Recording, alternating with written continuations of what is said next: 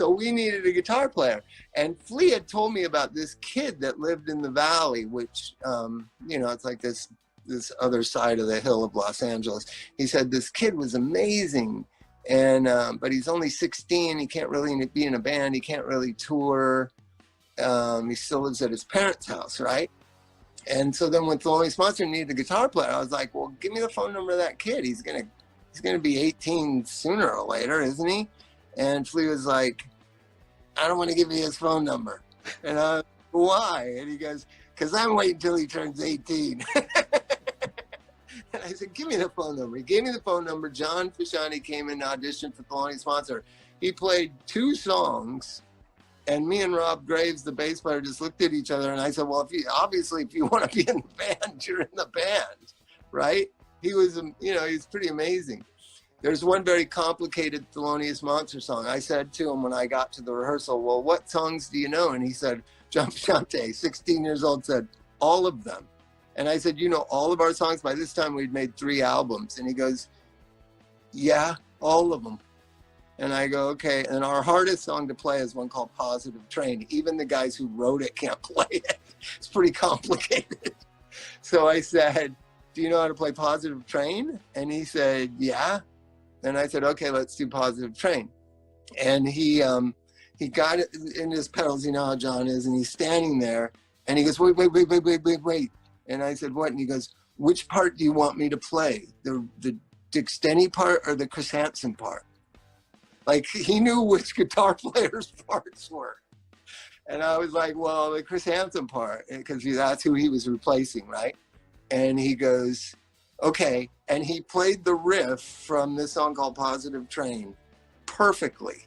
Like, even the guy who wrote it, Chris Hansen, can't play it perfectly.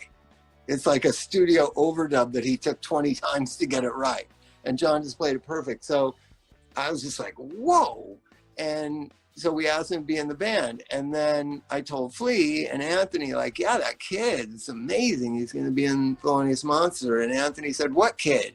And I said, the kid that Flea and DH knew about. His name's John. And Anthony was like, why do I not know about this kid?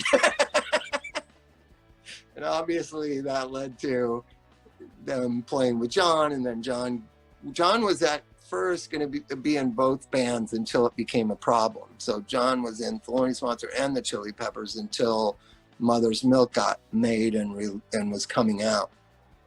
And then the same thing, like Josh was 17, we were making the record, and I wanted this like Leonard Skinner-y like guitar solo, and Josh doesn't even know who Leonard Skinner is because he's like 15 years later than John, right?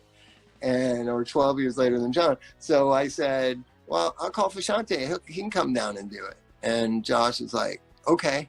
And so John came to the Bicycle Thief recording to play the guitar solo on the outro of Serial Song.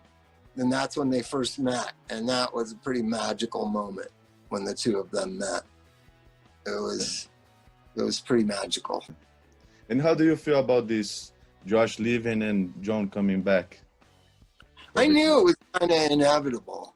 Everybody said it wasn't, but I just thought, you know, we're all friends first and foremost. And a lot of times you butt heads or you don't see things the same way as other people do, and you overreact or go this way or that way. Anthony and I who are probably best friends, I would say, have fought throughout the 40 years we've known each other. But inevitably, there's so much love, you got to figure it out. And not everything connects at all the right times at the same times, right? And I just felt like, you know, I understand John's point of view, which is I just care about music. I just want to play music. I don't like thinking about all the other stuff. But when your music is so beautiful, it comes with a responsibility to all that it kind of encompasses, right? And that battle with him or with Josh, that Flea has it also, is just like, it's a very difficult thing. It's very difficult.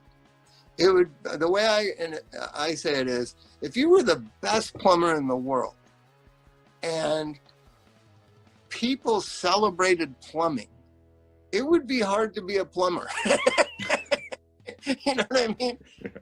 You know, you start out just a kid loving music and playing it in your bedroom, and then you record it, and then people hear it, and then it becomes mythologized, and then this burden of expectation comes with it, right? And I think John battles with that, and now he's in a better place to kind of deal with it. You know what I mean?